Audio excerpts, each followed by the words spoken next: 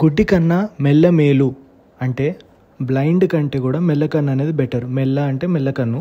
So దాని meaning ఏంటంటే something is better than nothing అన్నట్టు. ఇంకొకటి వినాశకాలే విపరీత బుద్ధి. ఇది లిటిల్ సెన్స్లో తీసుకుంటే వినాశం అంటే డిస్ట్రాయింగ్ ఆర్ బ్యాడ్ టైం, కాలే అంటే టైం, విపరీతం అంటే రివర్స్. జనరల్గా ఫార్వర్డ్ని రీత్ అంటారు, విపరీత అంటే బ్యాక్వర్డ్, బుద్ధి అంటే ఇంటెలిజెన్స్. సో బ్యాడ్ టైం వచ్చినప్పుడు మన ఇంటెలిజెన్స్ దెబ్బతింటుంది, రైట్ డిసిషన్ తీసుకునే కేపబిలిటీని కోల్పోతాం. సో బ్యాడ్ టైం వచ్చినప్పుడు ఈవెన్ మన డిసిషన్స్ కూడా కరెక్ట్గా ఉండకపోవచ్చు. Better to take some once advice అన్నట్టు. మనం బరంపురం అంటే బరంపురం అనేది ఒరిస్సా అండ్ ఆంధ్రప్రదేశ్ బార్డర్లో ఉంటుంది. అక్కడ 70% పీపుల్ తెలుగు మాట్లాడతారు, 30% ఒరియా. సో అక్కడ కాన్వర్సేషన్ స్టార్ట్ చేసే ముందు మీరు తెలుగు ఒరియా అని తెలుసుకొని ఆ లాంగ్వేజ్లో రెస్పెక్టివ్గా మాట్లాడేవారు. సో డౌన్ ద లైన్ ఏమైందంటే ఆ పార్టీషన్ని తీసేద్దామని చెప్పి మనం బరంపురం అంటే తెలుగు అయితే ఏంటి, ఒరియా అయితే ఏంటి, ఇద్దరికి 2 లాంగ్వేజెస్ వచ్చు, we both are from the same area అన్నట్టు. మనం బరంపురం, వీఆర్ ఈక్వల్ అన్నట్టు.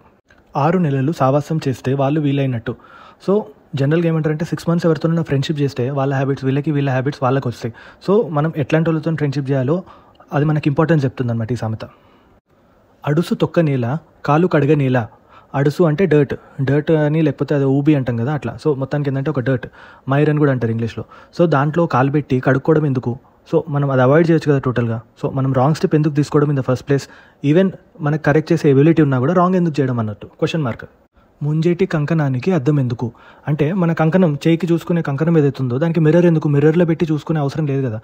సచ్ ఆబ్వియస్, మనం డైరెక్ట్గా కంకణాన్నే చూడొచ్చు హ్యాండ్కి ఉన్నది కాబట్టి. సో సచ్ ఆబ్వియస్ థింగ్స్కి మళ్ళీ డిఫరెంట్ క్వశ్చన్స్ ఎందుకు అన్నట్టు. ఆలు లేదు, చోలు లేదు, కొడుకు పేరు సోమలింగం అంటే వైఫ్ లేదు, ప్రెగ్నెన్సీ అవ్వలేదు, పిల్లడు పుట్టలేదు, కానీ కొడుకు పేరు మాత్రం సోమలింగం అని పెట్టుకున్నాడంటే వాడు. సో దాని మీనింగ్ ఏంటంటే ఇట్స్ ఎవరైనా డే డ్రీమింగ్ చేసి మొత్తం కళలలోనే బతికేటోళ్ళకి, రియాలిటీకి దూరంగా ఉన్న వాళ్ళని ఇలా సామెత పెట్టి అనొచ్చు అనమాట.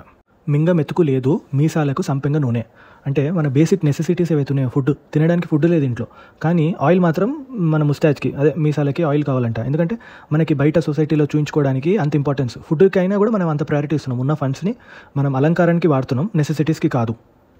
దొంగోడా కరవకురా, దీనికి యాక్చువల్లీ ఒక బ్యాక్ స్టోరీ ఉంది, అప్పుడే అర్థమవుతుంది. ఇంటికి ఒక దొంగోడు వస్తే ఇంట్లో మెయిన్ పర్సన్ అతన్ని పట్టేసుకున్నాడు అనమాట. వాళ్ళ వైఫ్కి చెప్తాడు వెళ్ళి తాడితే ఇతను కట్టేద్దామని చెప్పి.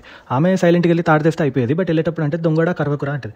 అంటే ఆ సజెషన్ దొంగనికి ఇచ్చినట్టు. అప్పటిదాకా అతనికి ఆ థాట్ లేదు ఇట్లా కరిసి పారిపోదామని చెప్పి. సో అప్పుడప్పుడు మనం సైలెంట్ ఉంటే మనకు అనుకూలట్టు సిచ్యువేషన్స్ వెళ్తుంటాయి. మనం ఎక్కువ మాట్లాడితేనే మనకు ప్రాబ్లమ్స్ అయితే ముంగటువంటి సజెషన్ మనమే ఇచ్చినట్టు అయిపోతుంది.